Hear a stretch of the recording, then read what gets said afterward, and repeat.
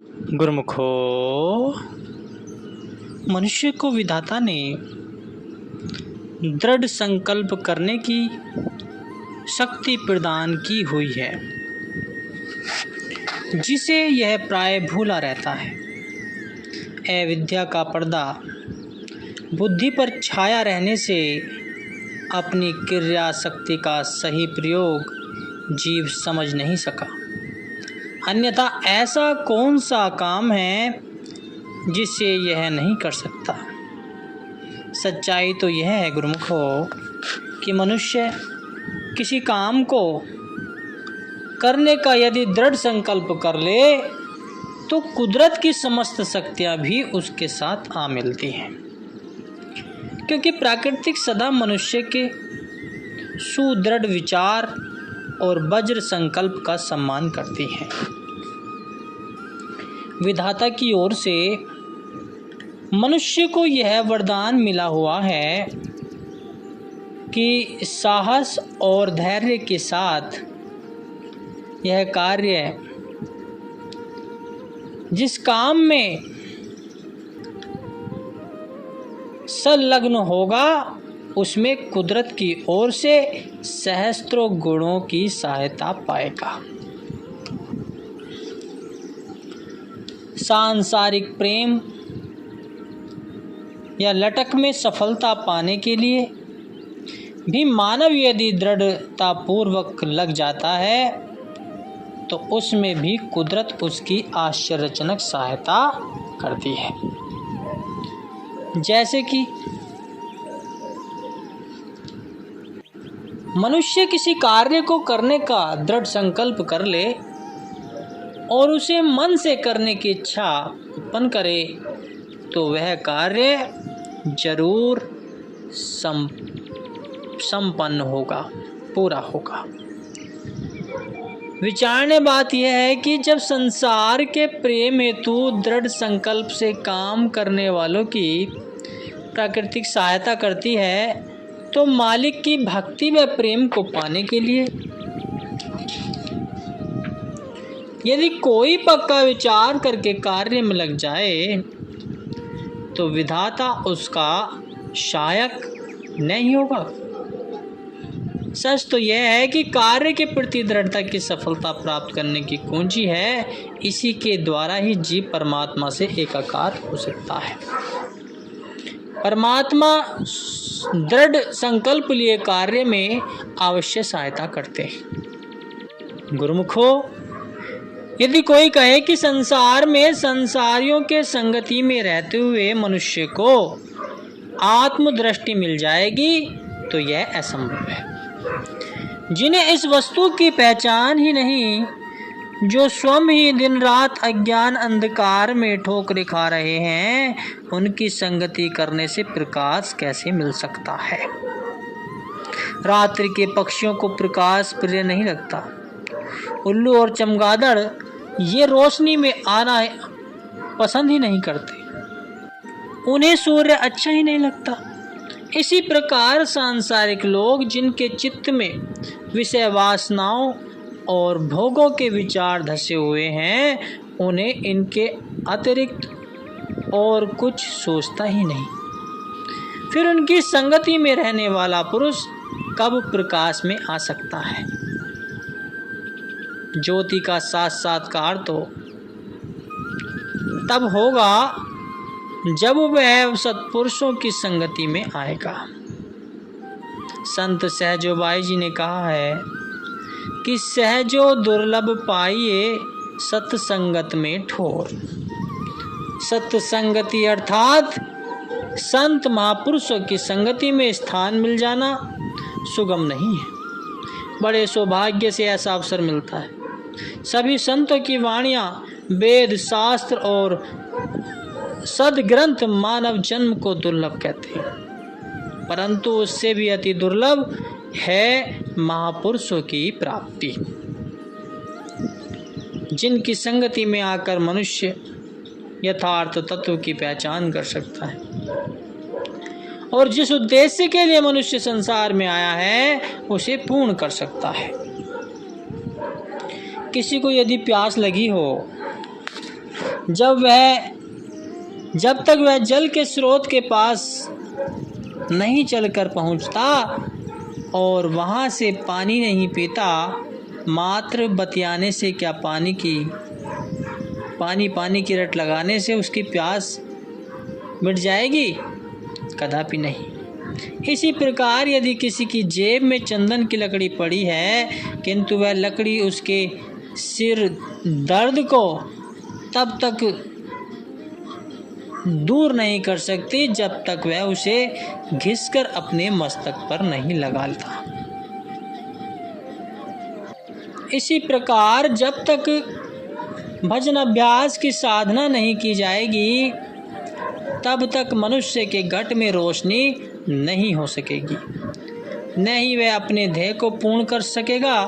पूरा लाभ तो मनुष्य तभी उठा सकता है जबकि वह शब्द अभ्यास की साधना में निरत होगा। इस बहुमूल्य समय को व्यर्थ की बातों में नहीं बिताना चाहिए। सत्पुरुष कहते हैं, यह अवसर दुर्लभ महा नित पाया नहीं जाए, जो अब के चेत्या नहीं पछतावा रही जाए। कि इसी समय में मानव जन्म की प्राप्ति का लाभ उठाना है। महापुरुषों की संगति से अपने हृदय में ज्ञान की ज्योति जगानी है और अज्ञान के तिमिर को दूर करना है, जो कि सभी दुखों की जड़ है। सेवा, सत्संग, भजन अभ्यास ही जीवन को सुखी और शांतिमय बनाने के साधन हैं। इन्हीं में आत्म कल्याण निहित है। सुरती की धारा स्थान स्थान पर बटी हुई है, अर्थात यह माया के पदार्थों में, सांसारिक संबंधों में, बंधु बांधवों में, सांसारिक व इंद्रियों के विषयों में आकुल व्याकुल हो रहा है और विषयों में तथा जगत की मान प्रतिष्ठा को पाने में बिखरी गई है। कभी हर्ष और कभी शोक, कभी खुशी कभी गम का बोझ सिर पर रखे फिरता है। कारण क्या है कि जहाँ जहाँ भी सुरती की धारा जाएगी, वैसे ही प्रभाव उसमें अवश्य में उत्पन्न होंगे। अब सुरती की इस बिखरी हुई धारा को एकत्र करना है। जब इसे सब ओर से समेट और एकाग्र करके प्रभु भक्ति में लगा दिया जाएगा, तो मनुष्य को पूर्ण विश्राम मिलेगा। इसकी व्याकुलता समाप्त होकर सुख शांति में बदल जाएगी। जिस तरह सूत के अति सूक्ष्म तार यदि बिखरे हुए हों, तो उन्हें एक बच्चा भी सुगमता पूर्वक तोड़ लेता है, किंतु यदि उन सब रेशों व तारों को एकत्र करके उनका एक रस्सा बना लिया जाए, तो वह पक्का और सुदृढ़ हो जाता है। अब इस दृढ़ रस्से से यदि हाथी को पकड़ा जाए, तो वह भी स्वयं को मुक्त करने के लिए उसे नहीं तोड़ सकता। यही दशा मनुष्य की सुरती की है। सुरती की धारा भिन्न भिन्न स्थानों पर बटी और बिखरी हुई है। वह सूत के सूक्ष्म रेशों की भांति दुर्बल है और उसमें वह शक्ति नहीं है। यदि सुरती की इन सूक्ष्म धाराओं को एक स्थान पर एकत्र कर लिया जाए, तो इनमें असीम शक्ति उत्पन्न हो जाएगी। सुरती के बिखरे होने से मानव निर्बल और दुखी है। सुरती को एकाग्र कर लेने से वह शक्तिशाली और सुखी बन सकता है। मनुष्य थोड़ी सी यात्रा के लिए कई तैयारियां करता है, नकदी, खाने पीने की सामग्री और सवारी आदि का प्रबंध करता है, परंतु जो परलोक की यात्रा है उसके लिए उपेक्षा पूर्वक चलता है, यह कितनी भूल है। प्रभु नाम की कमाई के सिवा अन्य कुछ भी मनुष्य के साथ नहीं जाता। नाम के बिना सब कुछ असत्य है, मिथ्या है, झूठा है। यही साथ जाने वाली वस्तु है। इसी की चिंता करो और इसे अपने अंदर बसाओ। परंतु आज का मनुष्य विपरीत चल रहा है। जो वस्तुएं त्यागने योग्य हैं उनमें सुरती अटकाए बैठा है। कितनी नादानी है कि जिस शरीर को छोड़ जाना है उसके सुख आराम का इतना ध्यान है। दिन रात जीव इस नश्वर देह को सुखी रखने की ही सोचता है। जिसके साथ सच्चा संबंध और आत्मिक नाता है उस परमेश्वर से मिलाप करने का इसे विचार ही नहीं आता। मनुष्य धरती पर आया तो भजन बंदगी के लिए था, किंतु भूमंडल पर आकर यह मनुष्य प्रमाद और अविद्या का शिकार होकर शरीर और इंद्रियों के सुख में पड़ गया है। सत्पुरुषों की वाणियां ही मनुष्य का मार्गदर्शन करती हैं और कहते हैं कि ये जीव संपूर्ण विचारों को एक ओर रखकर केवल एक प्रभु का ही ध्यान मन में रख। अपने अहम को छोड़कर अपना सर्वस्व उसी परमात्मा का समझ। जो कुछ तेरे पास है उसे ईश्वर की धरोहर समझकर प्रयोग में ला, किंतु इनमें चित्त न अटका। मानव जन्म यूं ही सांसारिक पदार्थों के लालच में फंसे रहकर गंवाने के लिए नहीं मिला है। यह जन्म और समय दोनों बहुत बहुमूल्यवान हैं। इनसे बहुमूल्य वस्तु की प्राप्ति करनी चाहिए।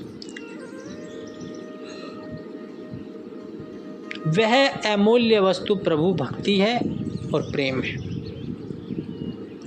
इससे बढ़कर और कोई अमूल्य निधि नहीं।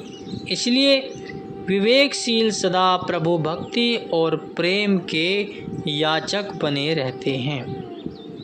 महाभारत में प्रसंग आता है कि दुर्योधन और अर्जुन दोनों ने भगवान श्री कृष्ण के पास जाकर उनसे सहायता की याचना की। दुर्योधन ने तो युद्ध का सामान, सेना व शस्त्रों की मांग की, किंतु अर्जुन ने केवल भगवान को ही मांगा। दुर्योधन ने असत्य वस्तुओं का आश्रय लिया तो परिणाम क्या हुआ कि न तो उसे संसार में ही प्रतिष्ठा मिली और न ही उसका परलोक संवरा। अर्जुन के सारथी बने भगवान ने अर्जुन को ही विजयी बनाया। भक्तिमती मीरा, भक्त ध्रुव, भक्त प्रहलाद, संत रविदास जी सभी इन्होंने सच्चे नाम की ओट ली। उनके नाम इतिहास में सदा उज्ज्वल हैं और प्रलय काल तक दिव्यमान रहेंगे। बालक ध्रुव ने सच्चे नाम का सहारा लिया था और नाम के ही प्रताप से ही वह जंगल में निश्चिंत हुआ प्रभु ध्यान में लीन रहता था।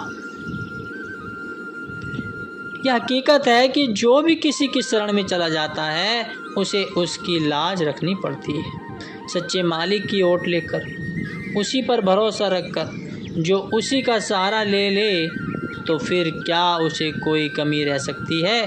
कदापि नहीं। संसार चाहे उन्हें कितने भी कष्ट दे तो भी उसका कोई बाल बाका नहीं कर सकता। जीव को अपना जीवन निर्वाह करने के लिए किसी न किसी का सहारा तो लेना ही पड़ता है। अब यह विचार करें कि कौन सा सहारा लेना उचित हो और सही है। वह कच्चा और निरर्थक सहारा क्यों पकड़ा जाए जिससे न लोक बने और न परलोक संवरे। इससे सच्चे मालिक का सहारा क्यों न लिया जाए। जिससे मनुष्य को स्थान स्थान पर हाथ न फैलाना पड़े। प्रकृति का नियम है कि हर पत्ते पर पानी डालने की अपेक्षा जड़ को जल देने से वृक्ष भी हरा रहता है और उसके पत्ते व डालियाँ भी हरी रहती हैं। इसी तरह जो मनुष्य जगत की फानी वस्तुओं को और संबंधों को छोड़कर सत्य वस्तु का आश्रय ले लेता है, उसके दोनों लोक परलोक संवर जाते हैं। बोलो जयकारा, बोल मेरे श्री गुरु महाराज जी की जय।